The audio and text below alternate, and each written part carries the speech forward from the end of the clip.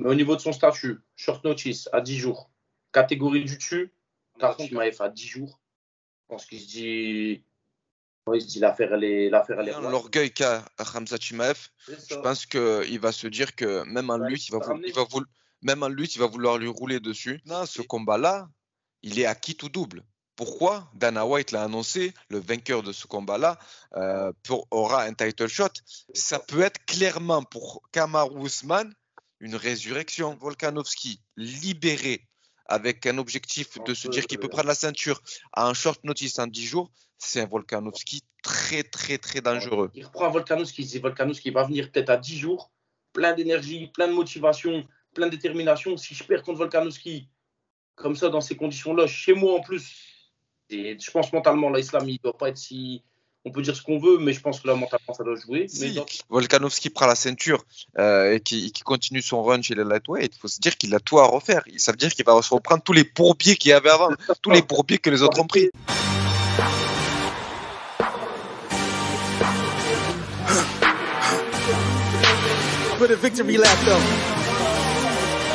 Aujourd'hui, j'ai la chance d'avoir avec moi pour échanger sur l'UFC 294 et ces deux nouveaux changements qui nous ont tous surpris. J'ai avec moi Kaliz de la chaîne Boards Culture Sport. Kaliz, comment tu vas?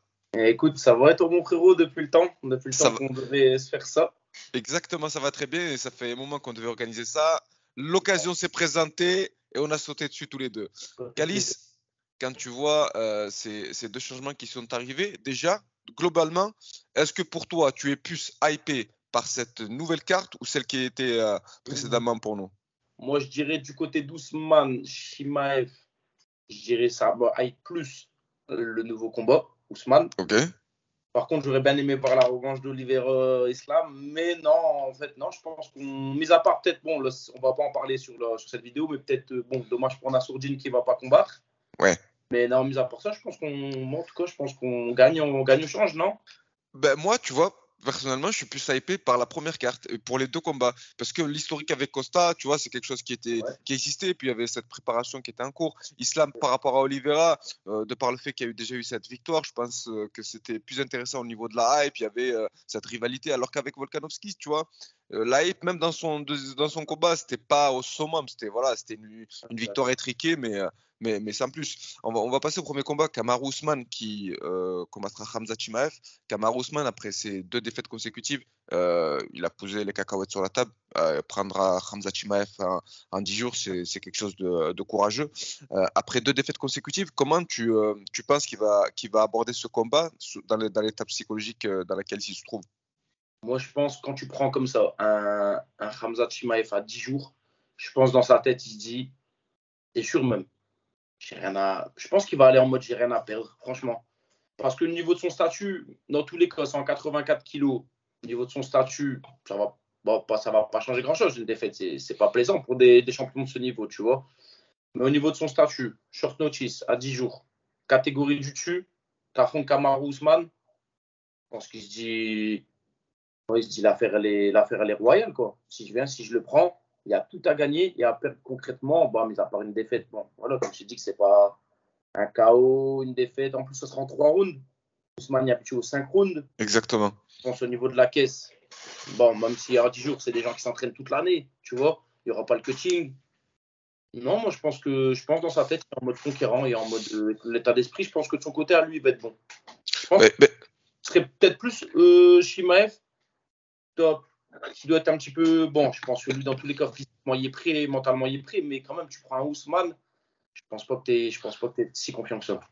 Ben moi, tu vois, je te rejoins un petit peu sur le fait déjà que Ousmane, c'est quelqu'un qui a cette discipline de s'entraîner tout au long de l'année. C'est pas comme quelqu'un qui prend juste les camps pour perfectionner. C'est quelqu'un qui est au top toute l'année. Maintenant, là où j'ai pas mal d'interrogations, déjà, c'est psychologiquement. Je pense que quand on prend un KO comme il l'a pris face à Edwards dans son premier affrontement, dans son deuxième, je pense que c'est assez difficile. Déjà, on l'a vu dans son troisième combat. Il était très craintif. Il n'osait pas certaines choses qu'il était habitué à faire. Donc, je pense que de ce côté-là, ça va être assez complexe. Il arrive dans une nouvelle catégorie.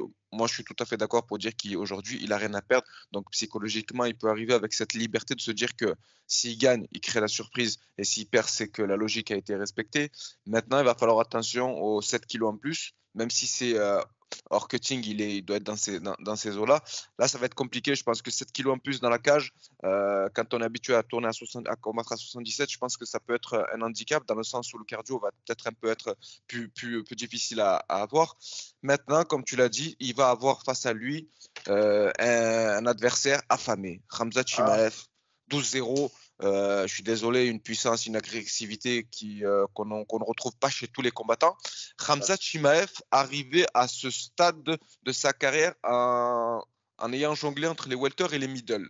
Aujourd'hui, face à lui, il a un nom. Après avoir affronté Gilbert Burns, dans lequel il s'était lancé dans une bagarre où il a été pas mal secoué par son coach, comment tu le vois aborder ce combat face à une légende comme Ousmane? Moi, comme je t'ai dit, je pense que lui, habituellement, contrairement à Ousmane, bon, c'est un gars qui s'entraîne toute l'année aussi, hein, Khamzat, attention. Ouais. Mais je pense plutôt au niveau de l'hygiène de vie.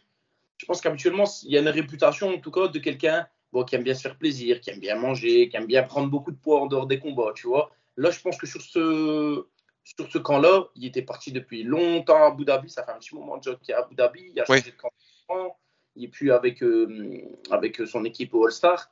Il a changé de camp d'entraînement. Donc, je pense déjà à ce niveau-là, il est vraiment matrixé sur le fight. Ça, il n'y a aucun souci là-dessus. Maintenant, comment il devrait l'aborder? Moi, je pense que tu parles là d'un point de vue technico-tactique ou encore une fois d'un point de vue psychologique? Non, d'un point de vue technico-tactique, sur quels aspects tu penses que Khamzat va aborder ce combat face à Ousmane? On a affaire à deux lutteurs, mais je pense qu'on en reparlera. Je pense que ce sera beaucoup plus un combat d'anglaise, de striking. Oui. Je pense pas que ça va aller au sol.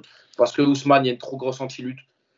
Chimaev, Filsé. Bon, ils auront un écart de poids, mais en soi, Chimaev, c'est quelqu'un qui doit être à 80, un peu plus de 90 kilos à l'année. C'est pas non plus un énorme 80, 84. Bien sûr. C'est pareil. Donc, je pense pas que ça va être un combat de lutte. Je pense que Ousmane, je pense que tu verras, on aura un petit remake du combat contre Burns. Je suis un petit peu d'accord, mais moi, personnellement, voyant l'orgueil qu'a Khamzat Chimaev, je pense qu'il va se dire que même en lutte, il va vouloir lui rouler dessus. Et Khamzat Chimaev, il a cet avantage, cette qualité.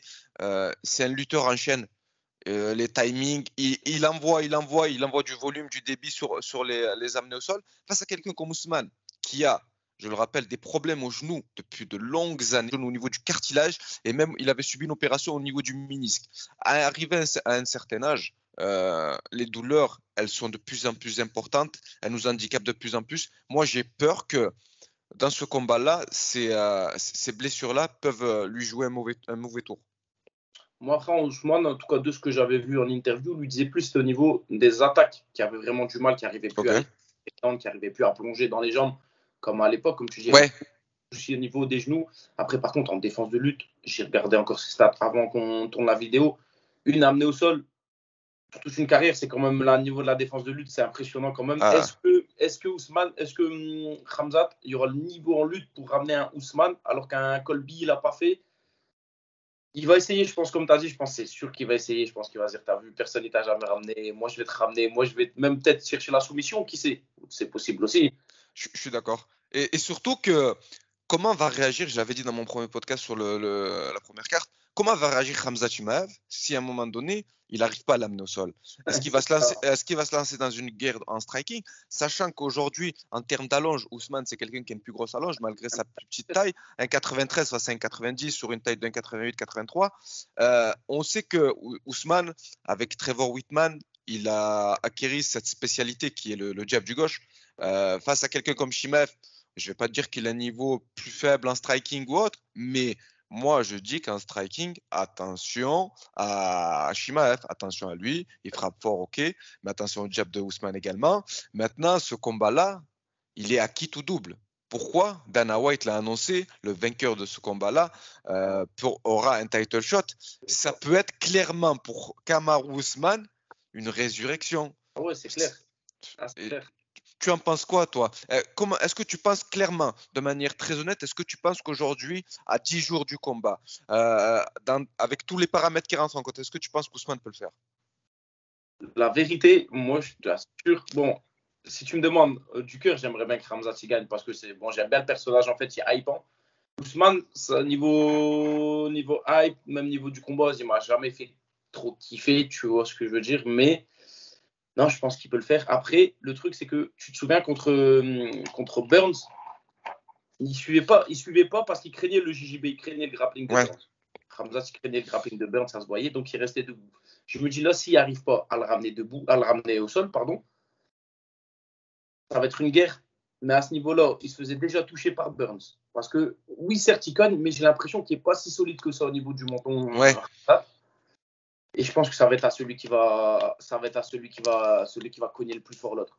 Ouais, je te rejoins. Il faut aussi noter que Ousmane, c'est quelqu'un qui n'aime pas la pression. On l'avait vu dans ses combats face à Gilbert Burns, où il avait été mis knockdown, même face à Covington, ça avait été compliqué dans ses attaques, face à Edwards également. Donc c'est quelqu'un qui n'aime pas la. C'est quelqu'un qui n'aime pas être mis sous pression face à un mec comme Khamzat qui aime beaucoup mettre la pression. Maintenant, ce combat-là, il y a des enjeux majeurs. Est-ce que Khamzat va pouvoir avoir un title shot face à Sean Strickland? Ça serait assez incroyable.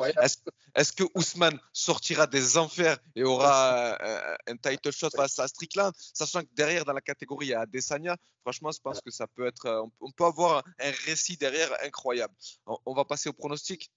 Kamaru Ousmane face à Khamzat Chimaev, Calice a fait l'honneur. Commence le bourbier. Tu sais quoi, moi je vois bien une décision sur ce combat-là. J'ai l'impression aucun des deux il va tomber, aucun des deux il va se faire soumettre. Ça va finir une bonne décision au troisième round après une bonne guerre. Et je vois une décision. Moi je vois une décision de Khamzat. Je me dis il aura agressé, ça va boxer, ça va toucher. Personne n'y va tomber. Les deux, même si bon, c'est vrai que Ousmane, là, on dirait un petit peu plus craintif. Son striking après les KO qu'il s'est pris. Mais ouais, non, je vois bien une bonne décision pour Khamzat. Décision unanime. C'est pas mal. Moi, je vois, franchement, j'aurais eu tendance à dire la même chose que toi, mais je vois bien Khamzat Chimaev le finir avant la limite par soumission au KO. Franchement, je sais pas, mais je le vois finir avant la limite. Je pense que je sais pas pour toi, mais moi, j'ai déjà vu plusieurs de ces camps, plusieurs vidéos. Ouais. Et ce camp-là en particulier, j'ai l'impression qu'il est différent. Ouais, j'ai l'impression que le niveau a augmenté de par aussi les sparring qu'il a apporté, que ce soit Baki, Yacht. Je sens qu'il y a un step au-dessus et je pense que ça peut faire une certaine différence. On va passer au main event. Islam Makhachev face à Alexander Volkanovski. Est-ce qu'on peut dire aujourd'hui clairement que Alexander Volkanovski, il porte vraiment son nickname The Great?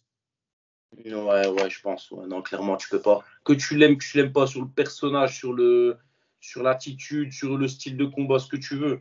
Mais non, non, tu peux pas lui enlever ça. Ouais, non, je suis d'accord avec toi là-dessus. Et après une victoire étriquée dans leur premier affrontement entre Islam et Volka, pour toi, qui a la C'est Islam qui gagnait ou c'est Vodka qui prend le combat? Non. Pour moi, de manière très honnête, Islam a gagné le combat. Le scoring, je le suis exactement de la même manière. 3 rounds à 2. Je n'ai pas de tout là-dessus. Maintenant, cette victoire, elle était étriquée. Pourquoi? Parce que déjà, il perd 2 rounds, Islam. On l'a vu dans un cutting assez difficile, notamment au niveau de la réhydratation. C'était assez compliqué. La fenêtre était plus courte. Mais il y a aussi un autre paramètre, l'absence de Khabib. Moi, je pense que Khabib, je le dis dans presque tous mes podcasts par rapport à ce sujet-là, pour moi, l'absence de Khabib est un handicap important pour Islam. Là, il l'a dans son camp, c'est un fait. Mais pour moi, s'il ne l'a pas dans sa cage, dans son coin, c'est un handicap. C'est un handicap réel. C'est quelqu'un qui a eu pendant tout le long de sa carrière ses habitudes avec Khabib, a eu ses conseils face à des situations auxquelles il n'est pas habitué, notamment dans son premier combat avec Volkanovski, c'était compliqué pour lui. Maintenant, pour toi, quand tu vois ces deux combats, pour toi, qui a l'ascendant psychologique sur l'autre? Non, pour moi, Volkanovski, là, ce qu'il fait, comme ça, là, tu rentres un peu dans la tête d'une manière ou d'une autre. Surtout avec le combat qu'il y a eu, je pense pas qu'Islam, il se dit ouais, facile. Moi, je pense qu'ils ont tous ce petit ego qui va dire qu'en interview, il va forcément dire easy, ça va être facile pour moi. Après, là, par contre, je pense que le dernier combat, Islam, il n'y avait pas Khabib même dans son camp. Je pense qu'il y avait Non, même pas. tout court. Là, quand même, tu le vois que, bon, tu peux me dire ce que tu veux. Quand dans ton camp, tu tournes avec Khabib, juste avant le combat, je pense que tu peux pas faire mettre par partenaire niveau sol. Après, j'ai vu que du côté de Volkanovski, pareil, Craig Jones s'était retourné. Ouais, exactement. Donc, non, je pense par contre l'ascendant psychologique, pour répondre à ta question, là, c'est Volka qui l'a. Parce qu'encore une fois, il vient en mode braqueur. Donc, ouais. Ben, je suis d'accord avec toi. Et en plus, sachant que lui, Volkanovski, malgré la défaite, derrière, il est revenu face à Yair Rodriguez en juillet. Il Et a en plus, remporté son. je sais pas si tu as la même impression que moi, mais il est sorti d'une défaite. Tu as même l'impression que les gens, ils ont plus estimé Volka après sa défaite contre Islam que Islam qui prend la victoire. Hein. Mais tu sais, j'ai même la même impression du côté de Volkanovski. Tu Ouais. sais, dans sa réaction post-combat, quand il retournait dans les vestiaires, j'avais pas l'impression qu'il était.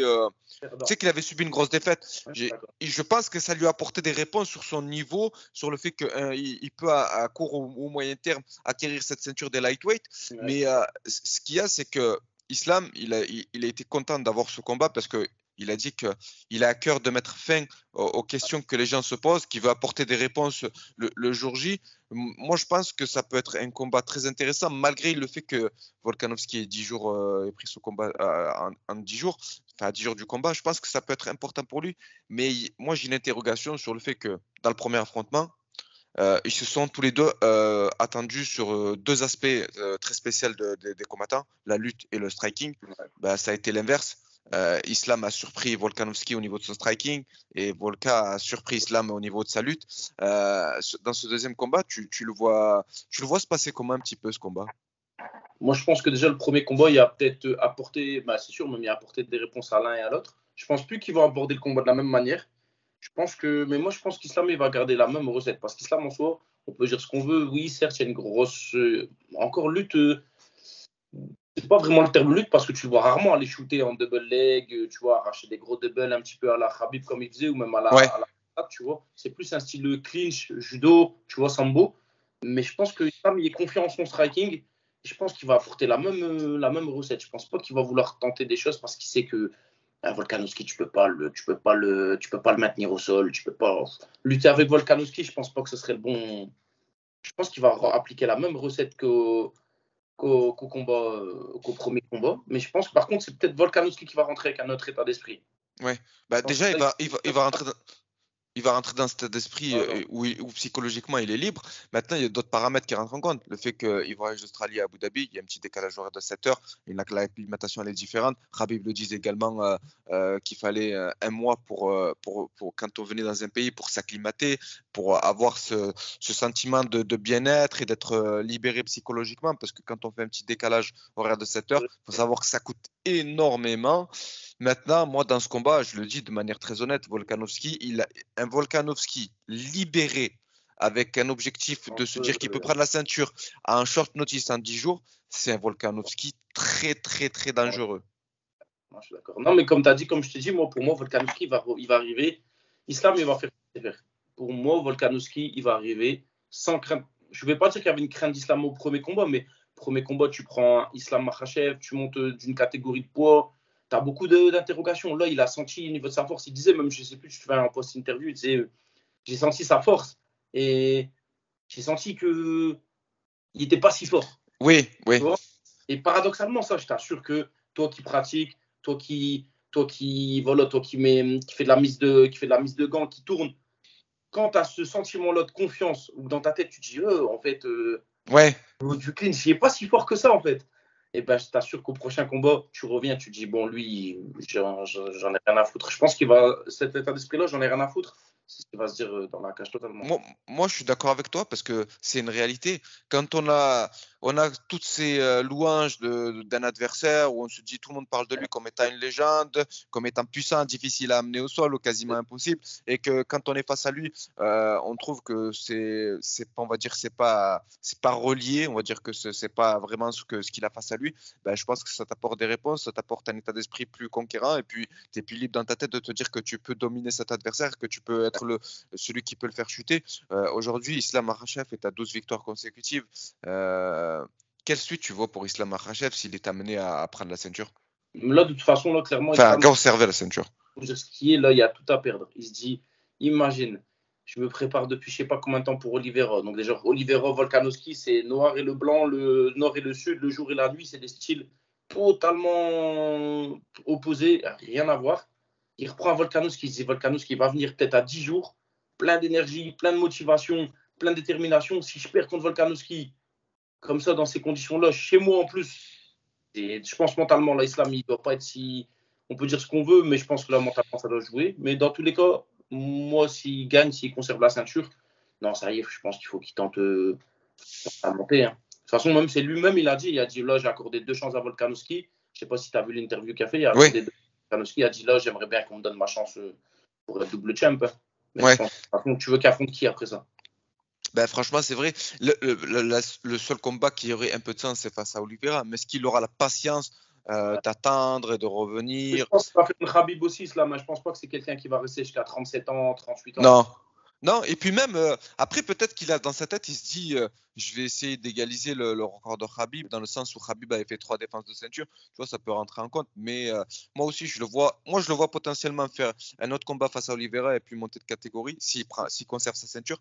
J'ai une question pour toi, frérot. Dis-moi. Si là, il gagne contre Volka, pour toi, là, en 70, il passe devant Khabib ou Non. pas? Pas Non, encore? non, non, non, non. Non, pour moi, Khabib était, pas de par les résultats, de par l'aura, de par Ouais, l'état ouais, d'esprit qu'il avait. ouais, non, je suis pas. Pour moi, c'était quelque chose d'unique. Tu vois, Non, c'est je suis comme pas. quand tu compares avec le football, quand on Non, me dit Zidane et Mbappé, tu vois, ça n'a rien à voir. C'est 2 joueurs talentueux, mais ça n'a rien à voir. Tu vois, pour moi, c'est pareil. Khabib ne peut pas être.